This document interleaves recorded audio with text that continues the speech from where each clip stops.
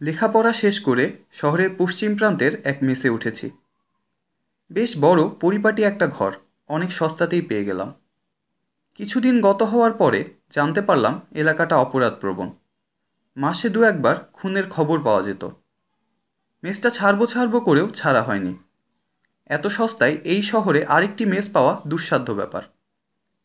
মেসের মালিক ডাক্তার অনুকূল বিশ্বাস খুবই ভালো মানুষ। মেসের উত্তরের ঘরে থাকতেন অশ্বিনী কুমার চৌধুরী আর পশ্চিমের ঘরে থাকতেন শ্যামল সাহা ও প্রভাস দত্ত।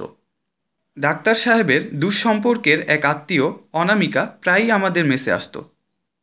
কিছুদিন আগে অতুল চন্দ্র নামের এক ভদ্রলোক মেসে সিট খুঁজছিল, কিন্তু বছরের সে সময় সিট ফাঁকা ছিল না। লোকটার বেকারত্ব আর অর্থ সংকটের কথা শুনে আমার ঘরটাতে তাকে থাকতে দিয়েছিলাম। তাসের আড্ডা, খবরের কাগজ আর চায়ের চুমুকে দিনগুলো বেশ ভালোই কাটছিল।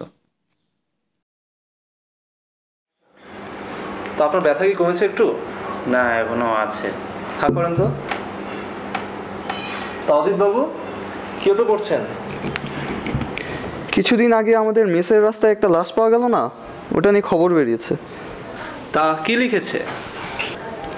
অত্র এলাকায় কোকেনের একটি বিশাল আড্ডা আছে, যাকে কেন্দ্র করে প্রায় খুন হচ্ছে। পুলিশ অনেক অভিযান চালিয়েও সেই গুপ্ত আড্ডার সন্ধান করতে পারছে না। সম্প্রতি যে লাশ পাওয়া গেছে সেখান থেকে বেশ কিছু টাকা উদ্ধার করা হয়েছে। পুলিশের সন্দেহ কোকেন ব্যবসার সাথে নাকি এর কোনো সংযোগ আছে।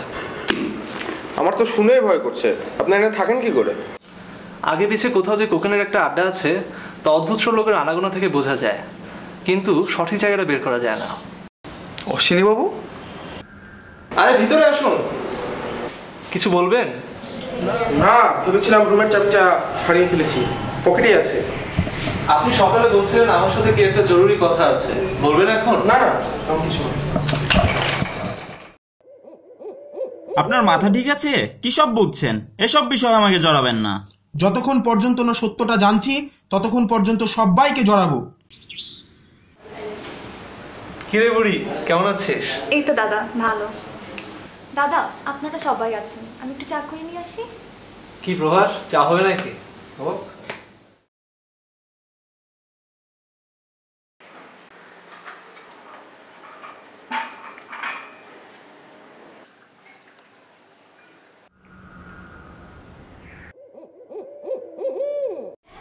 না, আমি এখন পারবো না, আমাকে একটু সময় দাও। এত কিছু বুঝি না, তোমাকে পারতেই হবে। তুমি এমন করছো কেন? জানি না, আর একবার যদি ওর সাথে তোমাকে দেখি তাহলে লাশ ফেলে দিব।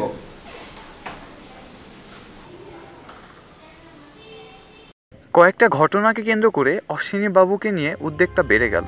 তাই তার খোঁজ করতে বের হলাম, কিন্তু কোথাও তাকে পাওয়া গেল না। এটা আপনার কল্পনা ছাড়া কিছু না, দুঃস্বপ্ন দেখেছেন, খুব ভয় পেয়েছেন, তাই এরকম মনে হচ্ছে। আমি ওষুধ দিচ্ছি, আপনি খেয়ে ঘুমিয়ে পড়ুন, দেখবেন সকালে কিচ্ছু থাকবে না। অজিত, ওঠো অজিত। অশ্বিনী বাবুর কোনো সাড়া পাওয়া যাচ্ছে না, ওঠো। অশ্বিনী বাবু, অশ্বিনী বাবু, অশ্বিনী বাবু, বলতে কি ভেঙে পড়ুন নাকি? তার বলতে ভেঙে ফেলেন।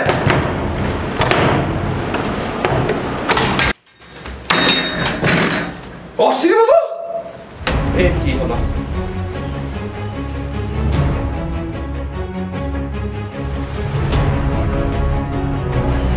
অশ্বিনী বাবু শেষে আত্মহত্যা করলেন? ডাক্তারবাবু, পুলিশে খবর দিন। এটা আত্মহত্যা নয়, খুন।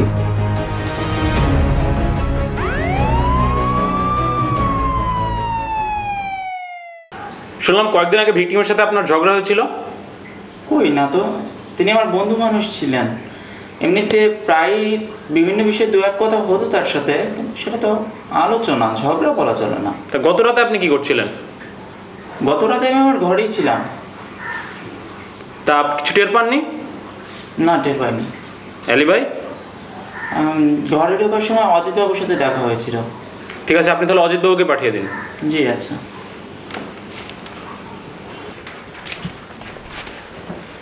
গত রাতে আপনার সাথে শ্যামবাবুর দেখা হয়েছিল? হ্যাঁ, অশ্বিনী বাবুর ঘরের সামনে। সেখানে আপনি কি করছিলেন? গতকাল সারাদিন অশ্বিনী বাবুকে খুব চিন্তিত দেখাচ্ছিল, তাই তার খোঁজ করতে বেরিয়েছিলাম। আচ্ছা, আপনার কি কাউকে সন্দেহ হয়? সন্দেহ প্রভাস বাবু। কেন? কারণ গতকাল থেকে তাকে দেখা যাচ্ছিল না। আচ্ছা, আপনি ডাক্তারবাবুকে পাঠিয়ে দিন। ডাক্তারবাবু, মেসটা যেহেতু আপনার, তো আপনি এই বিষয়ে আমাকে কিছু জানালে ভালো হয়। অশ্বিনীবাবু বেশ কিছুদিন ধরে ডায়াবেটিসের রোগে ভুগছিলেন। গত কয়েকদিন তিনি আমাকে কিছু বলতে চাইছিলেন, তাকে বেশ অস্থির দেখাচ্ছিল। গতকাল তাকে অজিতবাবু দরজার আড়ালে দাঁড়িয়ে আমাদের কথা শুনতে দেখেন। রাতে এসে আমাকে বললেন তিনি খুব দুঃস্বপ্ন দেখছেন, খুবই চাঞ্চল্যকর কিছু দেখেছেন। আমি ওনাকে ঘুমের ওষুধ দিয়ে পাঠিয়ে দিয়েছিলাম। ডেড বডি কে সবার আগে দেখে? সকালে অতুলবাবু আমাদের সবাইকে ডেকে আনেন। দরজা ভাঙার পর সবাই একসাথে ডেড বডি দেখতে পাই। এটাকে খুন না আত্মহত্যা কিভাবে বলছেন আপনি? এ ব্যাপারে আমি তো কিছু জানি না, অতুলবাবুই খুন বলেছেন। অতুলবাবু, অতুলবাবু, আপনি এটাকে খুন কেন বলছেন? নিজের হাতে কি নিজের গলাকে ওইভাবে কাটতে পারে? আর তাছাড়া পোস্টমর্টম রিপোর্ট দেখলেই বুঝতে পারবেন। মোটিভ কি হত্যার? জানালা। আপনি কি তাহলে বলেন খুনি জানলা দিয়ে প্রবেশ করেছে? আমি কি তা বলেছি? খুনি দরজা দিয়ে প্রবেশ করেছে। তখন দিয়ে কি আজে বাজে বকছেন? দরজাটা ভিতর দিয়ে লাগানো ছিল। তা থাকুক, তাই তো, দরজাতে ইয়েলক লাগানো ছিল। আর দরজা বাইরে থেকে টেনে দিলে তো আটকে যাবে। তারপরও খুনি ঢুকলো কিভাবে? আপনি মনে হয় ভুলে যাচ্ছেন, অশ্বিনীবাবু ডায়াবেটিস রোগী ছিলেন। তিনি হয়তো বা রাতের বেলা টয়লেটে গিয়েছিলেন, এই ফাঁকেই খুনি ঢুকেছে। হতে পারে, সুযোগ খুব বেশি। আপনি তো বেশ বুদ্ধিমান দেখছি, তো পুলিশে ঢুকে গেলেই পারেন। দারোগা বাবু, খুনি ধরতে হলে ওই জানলার দিকে নজর রাখবেন। ডাক্তারবাবু, আসবো? কি ব্যাপার এত রাতে? না, ডিকশনারিটা একটু দরকার ছিল। ও আচ্ছা। সবাই তো মেস ছেড়ে যেতে যাচ্ছে। আমি কিছুতেই বুঝতে পারছি না এটা খুন কিভাবে হয়। আর খুন হলে তো এটা বাইরের লোক দ্বারা সম্ভব না। আপনার কি ধারণা মেসের কেউ খুন করেছে? কিন্তু কেউ তাকে খুন করতে চাইবেই বা কেন? শ্যামবাবুর সাথে ঝগড়া তো নেহাতি ছেলে মানুষই। অবশ্য অতুলবাবু নতুন এসেছেন, তার কথা জানি না। অতুল? না না, ও খুন করতে যাবে কেন? তাহলে আপনার কথা থেকেই প্রমাণ হলো কেউ খুন করেনি। এর মানে কি দাঁড়ায়? আত্মহত্যা। কিন্তু আত্মহত্যার তো একটা কারণ থাকা দরকার। এ পাড়ায় কোকেনের একটা ব্যবসা আছে, কি জানি তার সাথে কোনো লেনদেন ছিল কিনা। বলেন কি? এটাও সম্ভব? কাল রাতে তিনি আমাকে বারবার দুঃস্বপ্নের কথা বলছিলেন, সে নিয়েও হতে পারে। আমি এত কিছু বুঝি না, আপনি বরং পুলিশকে এগুলো পুরোটা খুলে বলুন। হ্যাঁ, তাই বলবো, নাহলে কিছুতেই শান্তি পাচ্ছি না। আপনি কি সবসময় বাইরে থেকে ওষুধ আনান? আমাদের মেসে নতুন কিছু লিখেছে। আপনি অতচন্দ্র মিত্র? জি। আপনার নামে থানায় রেস্টুরেন্ট আছে, অশ্বিনীবাবু হত্যা দিয়ে আপনাকে থানায় নিয়ে যাও। শেষ পর্যন্ত আপনারা আমাকেই ধরলেন? দারোগাবু, আপনার নিশ্চয় কোথাও ভুল হচ্ছে। আপনি কোনো বান্ধব বাঁধাবেন না, আপনি থানায় চলুন। অজিত, তুমি কোনো চিন্তা করো না, আমি নির্দোষ। অতুলবাবু শেষ পর্যন্ত? অতুল শুরুতেই বলেছিল এটা খুন, আত্মহত্যা নয়। যে খুনি সে কি নিজেই সাত করে পুলিশ ডাকবে? হ্যাঁ, এরকম করতেও পারে, যাতে করে তার উপর সন্দেহ না আসে। কিন্তু আত্মহত্যা বললে তো সব মিটেই যেত।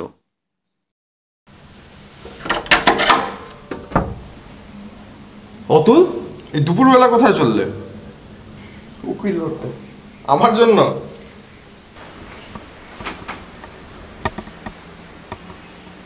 অতুল, তুমি কি সত্যিই খুন করেছো? সেটা সময় হলেই জানতে পারবে।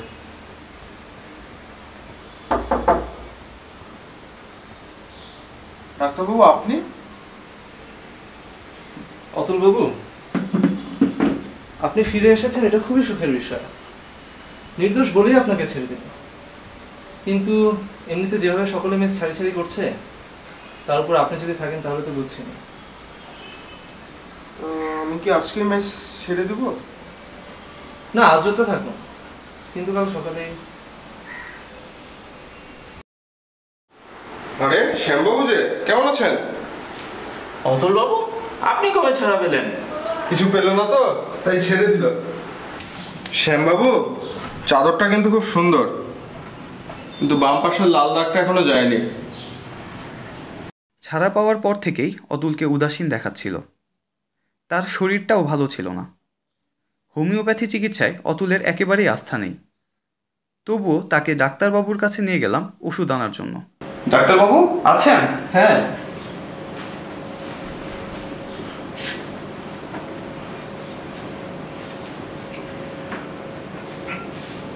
আপনার ওষুধের গুণ পরীক্ষা করতে এলাম। কি সমস্যা বলুন? মাথাটা প্রচন্ড ধরেছে। ও, এই ব্যাপার। তো অজিত বাবু বেশ ফ্যাকাশে দেখাচ্ছে যে, আপনাকে একটু ওষুধ দিয়ে দিব? দিন।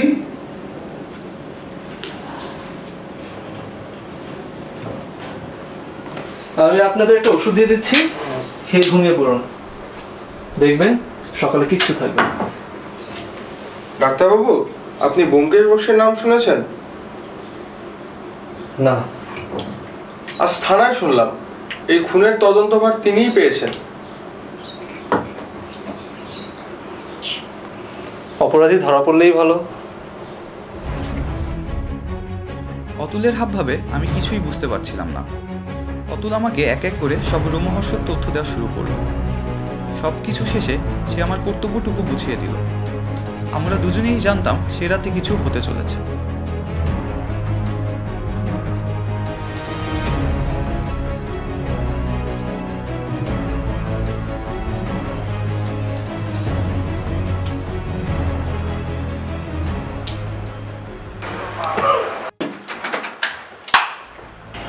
শ্যামবাবু? শ্যামবাবু না, ডাক্তারবাবু।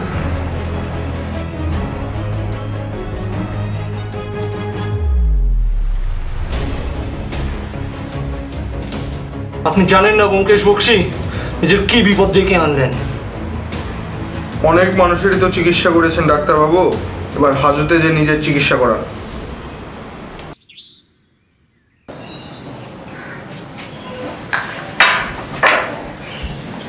এবার পুরো ঘটনাটা খুলে বলো। অশ্বিনীবাবু জানালা দিয়ে ডাক্তারবাবুকে খুনটা করতে দেখে ফেলেছিলেন, কিন্তু ডাক্তার সে সময় শ্যামবাবুর চাদর গায়ে দিয়েছিলেন, আর সেজন্য অশ্বিনীবাবু নিজের চোখের উপর বিশ্বাস করতে পারছিলেন না।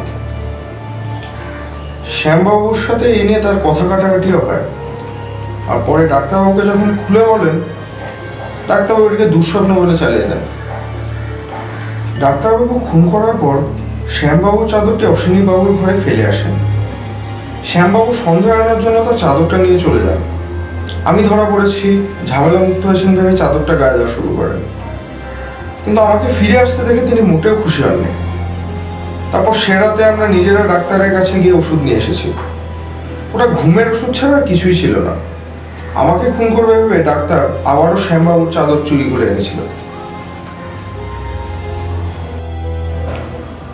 কিন্তু ডাক্তারবাবু খুনগুলো কেন করছিলেন? মোটিভ কি?